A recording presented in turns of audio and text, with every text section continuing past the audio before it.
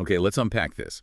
Imagine a quiet Friday morning, the beginning of the school day filled with that usual buzz of children arriving. Hmm. And then, just like that, the unthinkable shatters that calm, right inside the very walls meant to protect them. Yeah. Today, we're diving deep into a truly unsettling case from Gurugram, India, the tragic murder of 7-year-old Pradyuman Thakur. And this, well, it isn't just a story about a single crime. No, not at all. It's this sprawling narrative that quickly spirals into something much bigger. We're talking systemic failures, Yeah. deeply conflicting truths, and the immense pressure, sometimes just overwhelming pressure, Mm. surrounding the search for justice. Right. And what this case really highlights, I think, from an analytical standpoint, is just how fast a seemingly isolated tragedy can, well, unravel. Mm. It exposes these much deeper fault lines in the institutions we rely on, for safety, for order. So our mission today really is to meticulously pull apart the layers of this story. We're drawing directly from the insights in Pradyuman Thakur murder, school, police, and justice failures. We want to understand not just the sequence of events, the what happened, but crucially, the why. Why it matters in the bigger picture of how truth is sought and sometimes tragically obscured, or maybe even deliberately hidden. Yeah, exactly.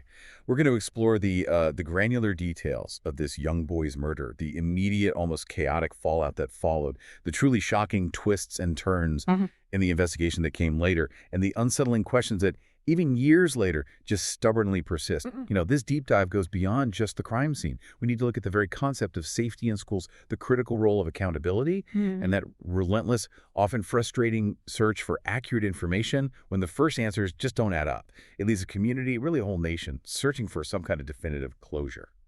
So, okay, let's get into the specifics of that terrible day. The scene of the cram, a morning chapter. Oh. So the timeline. September 8, 2017. It starts barely 15 minutes after Ryan International School in Gurugram opened for the day. A typical Friday morning, right? That sleepy calm of the campus turning into the usual morning bustle. Forward routine. And then suddenly, everything changed Mm-hmm. in the most horrific way you can imagine. That routine was shattered. 7-year-old Pradyuman Thakur, just a second grader, was found in a pool of blood inside a school washroom. Yeah, the initial details are just grim, really disturbing. Pradyuman's throat had been slit with something sharp, initially described as a knife, Yeah. and the force used was, well, it was lethal, almost instantly, massive blood loss. He'd apparently just asked to use the washroom, totally normal thing for a kid his age, and he was found just minutes later bleeding profusely by a staff member, this sudden, violent act inside what should be a sanctuary, a school bathroom. Mhm. It just instantly turned a routine day into this nightmare for everyone. Everyone involved, yeah. Right. From the staff who found him to the parents who are about to get the worst news imaginable. And what's really crucial here is the immediate aftermath. Or maybe, more accurately, the lack of immediate coordinated action.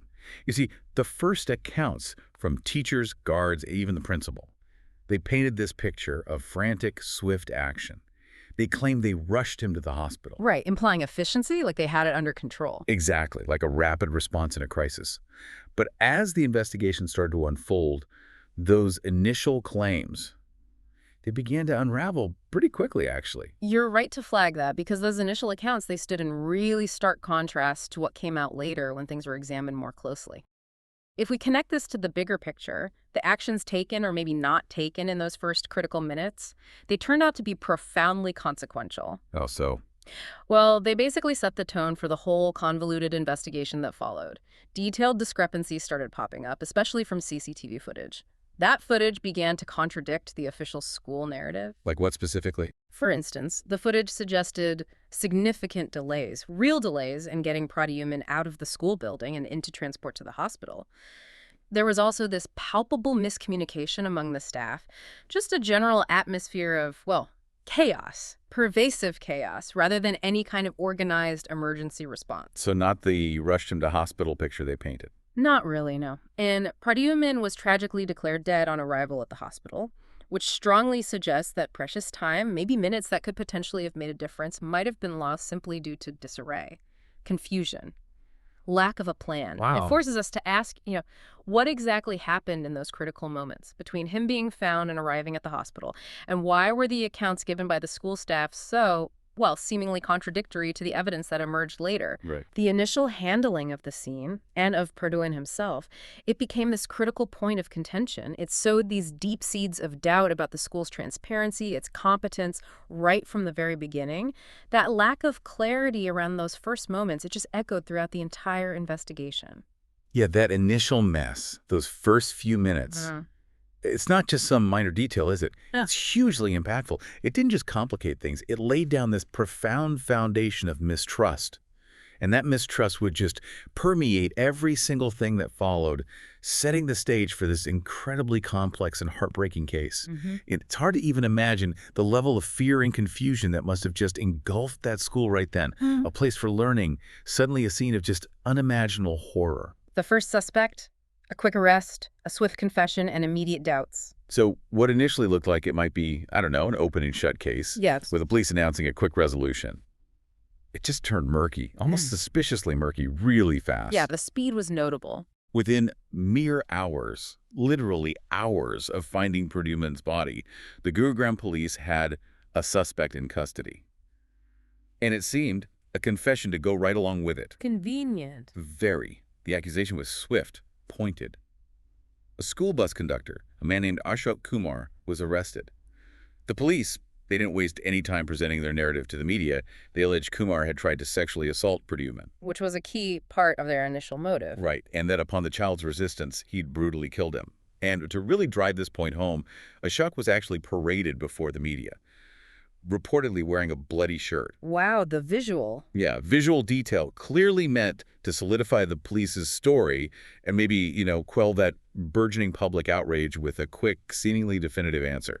From an investigative standpoint, though, that speed, claiming a confession within hours in a high-profile child murder case, it's startling. It immediately throws up red flags. You have to ask, how quickly is too quickly to land on such a definitive conclusion? The police narrative, like you said, it just felt almost too neat, too convenient. And that sparked immediate suspicion for a lot of people watching. And this is precisely where digging into the details about Ashok Kumar's background and what came out later becomes absolutely critical. Okay, so what about him?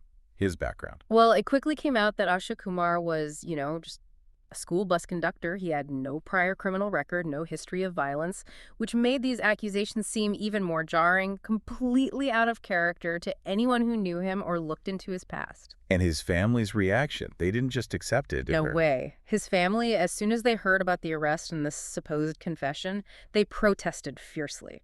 Immediately, and they made incredibly serious claims. They said he'd been subjected to severe beatings, actual physical torture, and systematic coercion. Coerced into confessing. Forced into confessing to a crime he absolutely insisted he didn't commit.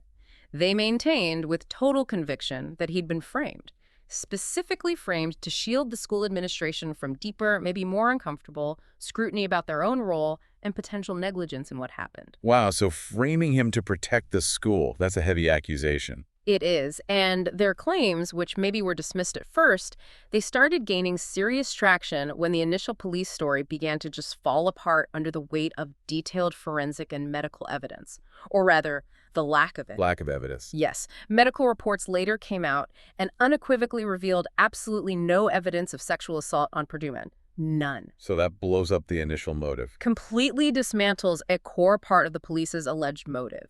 And furthermore, crucially for any murder investigation, there was zero definitive forensic proof linking Ashok to the murder weapon. Nothing. No DNA, no fingerprints. Nothing credible. No DNA, no fingerprints, no blood spatter analysis, no trace evidence found on the knife recovered or at the scene that could credibly tie him to the crime. This absence of direct physical evidence, especially in a murder case, it just immediately weakened the police's quick conclusion. And the CCTV. Even more damning for their initial theory.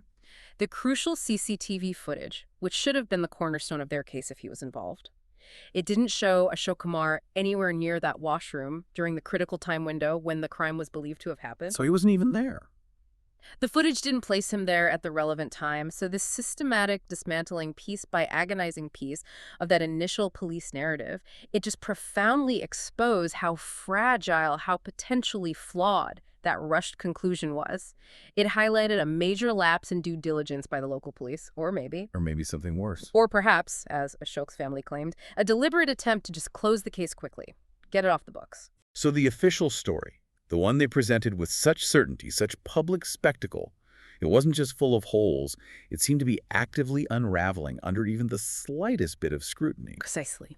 And it was this stark contrast, right, between what the police were assuring everyone and the mounting evidence that just didn't fit, a discrepancy the public felt acutely, that forced an inevitable shift. Yeah. It led to a dramatic turn that I don't think anyone really saw coming. Yeah, the sheer volume of contradictions around Ashok Kumar just made it impossible for people to accept that first story. That growing skepticism is absolutely critical in pushing for the next phase. The CBI steps in, a shocking twist in a new narrative. Right. So as this public pressure just mounted and mounted, reaching this fever pitch, and those glaring inconsistencies in the first police report became impossible to ignore, impossible to just explain away, the case was, quite rightly, transferred. It went to the Central Bureau of Investigation, the CBI. India's premier investigative agency. Exactly. For listeners maybe not familiar, think of the CBI as sort of like India's FBI. They handled the complex, the high-profile cases, especially when local police work comes under fire or there are bigger implications. And that's when this deep dive takes a really sharp, completely unexpected turn. It revealed a narrative that was, well, chilling and profoundly unsettling in a whole different way. It's fascinating, isn't it, how the case just pivots entirely, does a complete 180 from those initial police claims. The CBI, after taking over, meticulously re-examining all the evidence available, they arrested a completely different suspect. Ooh. A 16-year-old, a Class 11 student from the very same school, Ryan International. A student, not staff. A student. This shifted the focus dramatically, away from this idea of an opportunistic crime by a staff member toward something potentially much more premeditated, calculated, happening right there within the student body, on campus. Wow. Okay, so what evidence did the CBI have for this? Well, the CBI cited multiple pieces of evidence to back up this new accusation. They built a narrative that completely diverged from the first one. This included, again, compelling CCTV evidence, but interpreted differently, providing crucial timelines that didn't implicate the bus conductor. Okay. They also conducted psychological evaluations of the juvenile, which they said suggested certain behavioral patterns consistent with the crime. And perhaps most disturbing of all, they pointed to a clear and frankly chilling motive. A motive? For a 16-year-old to kill a 7-year-old, what could that possibly be? According to CBI's investigation, the boy was believed to have murdered Pradyuman specifically to get an upcoming exam delayed. An exam. An exam. And even more frighteningly, to postpone a parent-teacher meeting scheduled for that day. Just wait. To kill someone to avoid an exam in a PTM, it's incredibly cold. It suggests a cold, calculated act, doesn't it? A world away from a spontaneous burst of violence or the alleged sexual assault motive pinned on the conductor. It implies a level of planning, of intent, that's just deeply unsettling coming from someone that age. Yeah. And furthermore, the CBI alleged the teen had deliberately brought the knife from home that day, and that, upon being interrogated, he had confessed calmly and clearly to the investigators. Calmly and clearly. That's the description they used. A detail that painted this picture of chilling composure, even detachment, in the face of committing such a horrific crime. This calm confession, contrasting so sharply with the alleged coerced one from the conductor, just added another layer of complexity and, frankly, horror. A calm and clear confession from a 16-year-old about something like this. It is chilling. Deeply disturbing to even think about. But even with this new, maybe more plausible-seeming narrative from a high-profile agency like the CBI, it didn't just end there, did it? The scrutiny didn't stop. No, not entirely. Questions continue to follow the case, just like they had with the first arrest. Yet again, this new confession was questioned. Some observers, some commentators found it, quote, too convenient. Echoes of the doubts about Ashok Kumar's confession. Exactly the same concerns, just aimed at a different suspect in a different agency. And the juvenile's father. He vehemently fought back against the CBI's claims. He asserted his son had been manipulated into confessing. Manipulated. Manipulated. And, echoing those earlier sentiments from Ashok Kumar's family, he insisted the real killers were still out there, still at large, unapprehended. He alleged a conspiracy, again, perhaps to protect someone else, maybe someone more influential. So what started as this tragic but maybe seemingly straightforward child murder just spiraled even further into this labyrinthine maze of conspiracy theories, layers upon layers of legal complexities few could untangle, and this escalating media circus. The public, you, us, everyone watching, just left wondering what or who to believe in this bewildering cascade of conflicting information, shifting narratives. And this constant questioning of confessions, right? Regardless of who's making them or which agency got them, it raises this profound point about confessions themselves in these kinds of high-stakes cases. How they can just be viewed with inherent suspicion, especially when so much is on the line. Yeah. It makes you consider the immense pressures involved. Yeah. Not just on the accused, but on the investigating agencies too. Pressure to provide an answer, any answer. To deliver swift justice, especially when a big institution's reputation is at stake or the public is just screaming for closure. Right. That dramatic shift in narrative from the bus conductor to the student, it just underscores the profound uncertainty that really permeated the entire investigation. And it highlights how incredibly difficult it is to establish an unassailable truth when you have so many narratives competing, each with its own set of alleged facts and counterclaims. It really makes you realize how fragile the idea of a single clear truth can be when all these forces are pushing and pulling. The shadow of negligence, Ryan International School under scrutiny. Okay, so beyond the suspects, beyond the confessions, both questioned.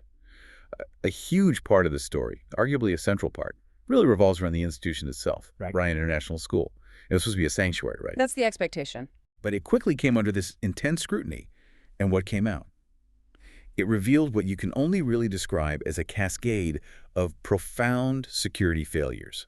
Failures that arguably either contributed to or at the very least catastrophically failed to prevent this tragedy. Absolutely. And if we connect this to the bigger picture, the specific details of the school's alleged negligence, they paint a stark, almost damning picture of institutional oversight. Or maybe, more accurately, a glaring and pervasive lack of oversight. What kind of breaches are we talking about? The investigation uncovered multiple specific security protocol breaches that are just, well, frankly, indefensible for a place entrusted with caring for children. For instance, and this is a huge detail that just screams negligence, there were no functional CCTV cameras outside the very washroom where the crime happened. In this day and age. No functional ones covering that specific critical area. In an era where surveillance is pretty standard, expected in public spaces, let alone schools. It's an astonishing, inexcusable oversight. And furthermore, there was no clear, established emergency response protocol in place. No plan for something like this. No clear plan for a crisis of this magnitude, which led directly to that chaos, those documented delays in getting Pradyuman into the hospital that we talked about earlier. That lack of a clear plan meant precious minutes were just lost in confusion and disorganization. And it wasn't just cameras or emergency plans, right? There were issues with access, too. Exactly. Perhaps most concerning, visitors and even staff seem to have largely unrestricted access to student areas. We're talking sensitive zones like washrooms, classrooms, play areas, without proper checks, without proper vetting, without consistent monitoring. So anyone could just wander in. It's a justice system where potentially almost anyone could wander into areas where children were present, without a clear audit trail or proper supervisory oversight. And this just raises that fundamental question society has to grapple with.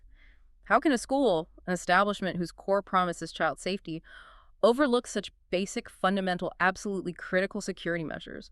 It points to this profound systemic failure right at the heart of its operations, a complacency that proved tragically costly. And then there were the even more serious allegations about the crime scene itself. Yes. Even more critically, the school administration faced these incredibly grave accusations of trying to clean the crime scene before the police even arrived. Clean it, like wash away evidence. That was the allegation. And this isn't just a lapse in judgment, if true. It's a direct, deliberate, and exceptionally serious obstruction of justice. Doing something like that could irrevocably destroy vital forensic evidence. It could contaminate the entire investigation, obscure the true chain of events, and make the investigator's job infinitely harder, maybe even impossible. That specific detail about cleaning the crime scene is profoundly disturbing. It just makes you wonder, what could possibly be the motivation behind such an extreme act? Why would they do that? It does make you wonder, and it raises that equally important, chilling question. Why? Why would a school or any institution really resort to such desperate measures, knowing the gravity of the situation? Was it just panic? A panicked, immediate attempt to avoid bad press? Maybe hoping to minimize the inevitable sensationalism and protect their brand? Or something more deliberate? Or was it maybe an effort to cover up deeper, pervasive, systemic flaws within their operations? Flaws that might emerge during a thorough investigation? Flaws that could lead to immense legal and financial liability? Or, perhaps more cynically, was it simply to ensure the institution's carefully built reputation, their premium fees, remained intact at all costs, prioritizing brand image over the honest pursuit of truth and justice for a murdered child? It could be any or all of those things. Whatever the motivation, and it could indeed be a devastating mix of all these factors, the result was undeniably tragic. A potentially contaminated crime scene that severely hampered forensic work. An innocent man, Ashok Kumar, nearly imprisoned based on a flawed, possibly fabricated story. And justice for Pradyuman Thakur undeniably tragically delayed, perhaps even irrevocably compromised. That shadow of an alleged cover-up just hangs heavy over the school's actions in those initial hours, suggesting a fundamental breakdown of ethical responsibility. Yeah, it's one thing for a terrible crime to happen on school grounds. It's another thing entirely for the very place it's meant to be safe, nurturing, to then allegedly impede the investigation in such a blatant way. The details of these alleged cover-up attempts, from the non-working cameras to the reported cleaning of the scene, they're truly disturbing. And they point to maybe a deep-seated culture of prioritizing image over accountability. And that has devastating consequences, doesn't it, for the search for truth and for public trust in these institutions. The dual-edged sword, media and public pressure. So, the Pradyuman Thakur case, it didn't just unfold in police stations and courtrooms, did it? It absolutely exploded into the public sphere. It became this national obsession almost overnight. It really did capture the nation's attention. And public outrage, fueled by the sheer horror of the crime and those immediate glaring inconsistencies in the initial police work, it played a major role, arguably an essential role in keeping this case alive, in the spotlight. It transformed it from just a local tragedy into this nationwide conversation about child safety, about institutional accountability. Yeah, from an analytical viewpoint, what's truly fascinating here is the sheer, undeniable power of that collective voice. Its profound ability to actually exert pressure on the system. The details show us, parents all across India just profoundly shaken by the vulnerability of children in what should be a safe school environment.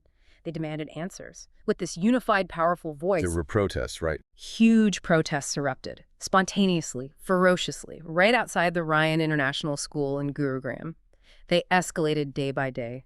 The sheer number of people gathering, their signs, their chants, it showed this collective fury that simply could not be ignored by the authorities. And social media played a part, too. Massively. Hashtags related to the case trended nonstop on platforms like Twitter. They amplified the public's frustration, their demands for justice, way beyond just the local area. Even politicians, seeing the immense public feeling, the national implications, they had to weigh in. They added their voices to the chorus, calling for a transparent, thorough investigation. And did it work? Did the pressure actually achieve anything? For once, and this is a really critical detail, this intense, widespread public pressure did work. It directly pushed the Haryana government, which was under immense scrutiny and facing widespread condemnation, to transfer the case to the CBI. Which, as we discussed, was a major turning point. Absolutely. That transfer proved to be a crucial turning point. It dramatically altered the course of the investigation, ultimately leading to a completely different suspect. It really demonstrated the positive force public pressure can sometimes exert. A real check on power. But, and there's always, but with something this powerful, Yeah. this level of public scrutiny, this media frenzy, it also had a really significant, incredibly damaging dark side, didn't it? Oh, absolutely. It's vital we acknowledge that. This media frenzy, while it was effective in forcing action, it had a profound and incredibly damaging flip side. Misinformation was just rampant. It spread like wildfire across news channels, social media, WhatsApp groups, often driven purely by speculation, not verified facts. And reputations were damaged. Reputations were tragically, irrevocably ruined prematurely, long before any kind of due process could even begin to take place. Both Ashok Kumar, the initial suspect who was paraded before the cameras, and the juvenile accused, whose identity is legally protected because of his age, but was widely speculated about, both had their lives just irrevocably upended. They were subjected to these premature conclusions, became targets of viral speculation, and faced the wrath of these digital mobs demanding quick justice, often at the expense of careful investigation and those fundamental principles of due process. Process being? That fundamental legal principle. Ensuring fair treatment through the courts, demanding proper evidence, the right to a defense, protecting people from arbitrary actions. It's often the first casualty in that kind of frenzied environment. Yeah. And this whole experience, it really compels society to ask, how do we balance the public's undeniable right to know, their right to demand accountability from institutions, from law enforcement? How do we balance that with the critical need for due process, the presumption of innocence until proven guilty, and that essential protection against irreversible reputational harm, especially when emotions are running so incredibly high and information or misinformation spreads so instantaneously? It's a profound ethical dilemma we face in this age of instant news and social media. It really is. It's such a compelling, stark example of how public opinion, when it's galvanized like that, amplified by modern communication, it can both force necessary progress and simultaneously wreak havoc on individual lives, all at the same time. The sheer scale of the social impact, the way this case became this national symbol of child safety concerns, it's profound. And it certainly adds another layer of complexity, another layer of tragedy to an already devastating story. The details of how information, both right and wrong, just traveled through the public sphere. Yeah. It truly highlights that double-edged sword of modern communication and the need for critical thinking, for discernment. Deeper cracks in the system, broader implications. Okay, so the tragic details of Pradyuman's murder, and then that whole convoluted, often contradictory investigation that followed. It didn't just expose issues specific to this one terrible case. Maybe even more importantly, it held up this stark, really uncomfortable mirror to some disturbing systemic truths that pervade various sectors in India. It revealed these deeper cracks in the very foundations of institutions that are meant to serve and protect citizens, especially children. Right. And this brings us to a crucial broader lesson, doesn't it? One that moves beyond the individual tragedy to look at the societal implications. What profound insights can we, as a society, actually learn from the specific, detailed failures that were highlighted so starkly in this case? What are some of those key takeaways? Well, first, the case brought to light a severe and really concerning lack of safety protocols in schools. And what was particularly disturbing was that this was an elite school, Ryan International. Despite its reputation, presumably higher fees, the investigation revealed these shocking deficiencies. Like the CCTV we mentioned. Exactly. From the absence of functional CCTV cameras in critical areas like outside that washroom, to poorly trained, maybe entirely untrained staff who lacked basic emergency response protocols, whether for a medical emergency or an act of violence. The case just demonstrated how even seemingly well-resourced schools can fail to meet the most basic safety standards for kids. So it wasn't just about this one school. It suggested a wider issue, a widespread institutional complacency, maybe the disconnect between the safety measures schools advertise and what's actually implemented on the ground, leaving children vulnerable. And the police's role, that initial investigation. That's the second major point, the Gurgaon police's initial handling of the case, particularly that swift arrest of Ashok Kumar and those very grave allegations of torture, of coerced confessions. It raises serious systemic questions about the methods used by law enforcement in general. Oh, so? It highlights this troubling tendency, perhaps, to close cases quickly, maybe driven by that intense public pressure to just produce a culprit, or maybe by internal metrics that prioritize speed over thoroughness, potentially at the expense of finding the real truth and upholding fundamental justice. It forces us to ask, how often might false confessions be extracted under duress, and what checks and balances are actually in place to prevent those kinds of abuses of power within the policing system. And then the alleged actions of the school administration themselves. That points to issues beyond just security lapses, right? Absolutely. That's the third point. Those accusations of manipulation of crime scenes by institutions. Specifically, the school administration's alleged attempt to clean the bathroom before the police got there. These are not isolated incidents, historically speaking, though we can't confirm the school's intent here without a final verdict.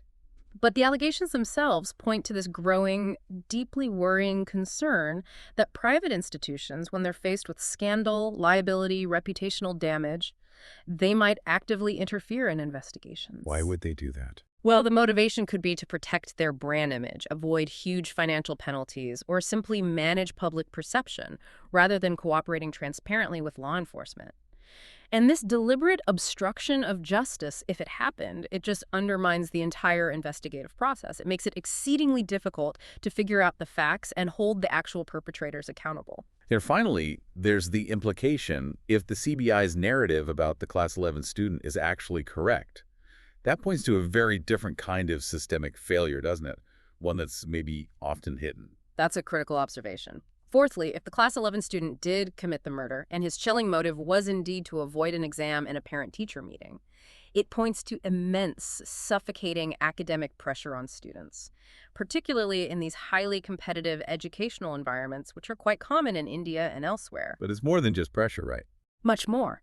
More profoundly, it exposes the widespread neglect of mental health in schools. It highlights this alarming absence of proper psychological screening for students, the lack of accessible counseling services, the dire absence of supportive systems to help students cope with these intense pressures, and maybe underlying emotional distress or mental health issues. It makes you think about what burdens kids are carrying. Exactly. It raises this important question about the hidden burdens students carry, often unnoticed or unaddressed, until a tragedy like this forces them into the spotlight. It really compels us to reevaluate how we support the mental well-being of our youth within the education system. It's truly sobering, isn't it? To realize how one terrible localized incident, through all its intricate details and cascading consequences, can expose so many interconnected, pervasive flaws across different critical sectors of society: education, policing, institutional ethics, mental health support. The details here, they aren't just about a single crime and its investigation. They're about a much wider systemic institutional responsibility. And that has profound implications for every child, every family. It really forces us to reconsider what safety truly means in these environments and how robust our systems actually are in upholding it. The lingering aftermath, the unresolved search for justice. So after all this, what does it all mean for those directly impacted? The case itself, now years later. Our deep dive shows us that the Pradyuman Thakur case remains deeply unresolved, at least in public perception. It's still shrouded in this lingering doubt, these unanswered questions, even as the legal processes continue their slow, grinding pace. That search for complete closure for many people, it's still very much ongoing. Yeah, and if we connect this to the bigger picture, the aftermath of a case like this, so high profile, so complex, so emotionally charged, it often leaves this incredibly long, painful shadow, particularly for those whose lives were just irrevocably upended by the events and the investigation that followed.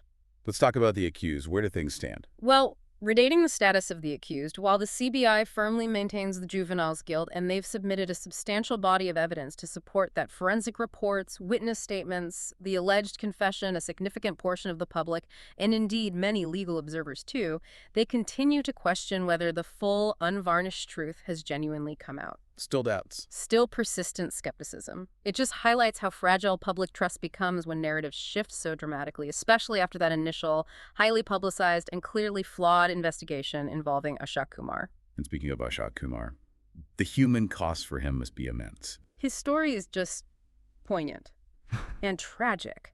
Despite being released on bail, effectively cleared of those initial charges by the CBI's later findings, Ashok Kumar remains profoundly stigmatized. His life has essentially been shattered by that initial accusation, by the public spectacle he was subjected to. Can he rebuild his life? He struggles significantly, rebuilding his reputation, his livelihood, his very sense of self. It's an uphill battle. His plight is this stark, tragic reminder of the devastating cost of premature judgment, the profound impact of a flawed initial investigation, and the irreversible damage that can be inflicted by a voracious media and a judgmental public. His is a life fundamentally altered, not by any proven guilt, but just by being caught in the crosshairs of this sensationalized case. And most tragically, of course, there's Pradyuman's family, still fighting. Indeed. The Thakur family's ordeal continues. To this day, Pradyuman's parents are still engaged in this arduous, exhausting legal battle for justice, a fight that has now spanned years, filled with countless court dates, procedural delays. It's grueling. Their pain must be unimaginable. Their immeasurable pain, already compounded by the incomprehensible loss of their child, it's been further exacerbated by these years of excruciating legal delays, by the relentless glare of media sensationalism that often just re-traumatizes them, and by the bureaucratic shuffle that so often accompanies these complex, high-profile cases. Their journey is this grim, heartbreaking reminder of how a child's life can be tragically lost, and then seemingly forgotten amidst the procedural quagmire and the public's inevitable fatigue with long-running legal sagas. It really makes you question what justice even means in a case like this. It does. It raises that important question for all of us. When does a legal conclusion, a verdict handed down by a court, truly equate to public acceptance of justice? Especially in cases with so many shifting, conflicting narratives and such profound human cost. It seems that in the court of public opinion, justice is far more elusive, far more multifaceted, often remaining an open wound long after the gavel finally falls. Yeah.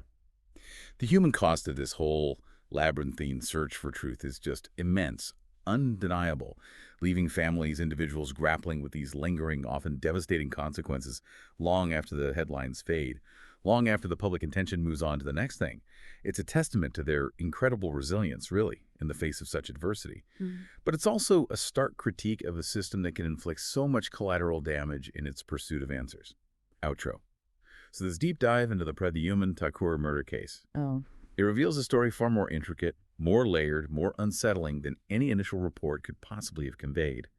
Was it, in the end, the chilling act of a lone, disturbed teen, maybe driven by the suffocating weight of academic pressure? Or was it a profound systemic failure of school safety and oversight, maybe bordering on criminal negligence? Was it a clear case of police overreach, coerced confession, leading to an innocent man being implicated, his life ruined? Or, perhaps most unsettlingly of all, could it be some horrifying combination, a tangled web where all of the above played a devastating role in this just unfathomable tragedy? Yeah, from an analytical perspective, this case, as it unraveled in all its detail, it exposed these profound fault lines running deep within India's education system, its law enforcement apparatus, and maybe society's broader, almost inherent obsession with preserving institutional image over the honest, often uncomfortable, search for truth. Institutions that are fundamentally meant to nurture and protect children. Instead, they enabled tragedy through negligence, allegedly concealed crucial facts, and perhaps even manipulated the very course of justice to serve their own ends. It's a powerful, sobering lesson in institutional accountability, or the lack thereof. So what does this all mean for you listening to this, reflecting on these intricate, often disturbing details? This deep dive, it forces us to consider the inherent fragility of truth in these complex situations. The immense, often unpredictable power of public pressure, how it can both move mountains and crush lives, and the critical, absolutely non-negotiable importance of accountability, especially from those institutions we entrust with the sacred duty of safeguarding our children's safety, their future. It compels us to ask, doesn't it? In a world just inundated with information, where easy answers are often the first to surface, and headlines scream certainty, when should we instinctively question the simplest or the most convenient narrative? And how deeply should we as citizens, as parents, as human beings, be prepared to look for the truth?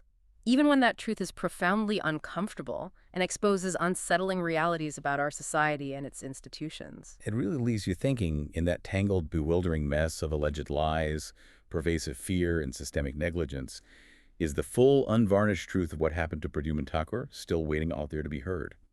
Or does it simply dissolve? Does it get lost in the unresolved complexities of the system, becoming a tragic ghost forever haunting this labyrinth? Thank you for joining us on this deep dive.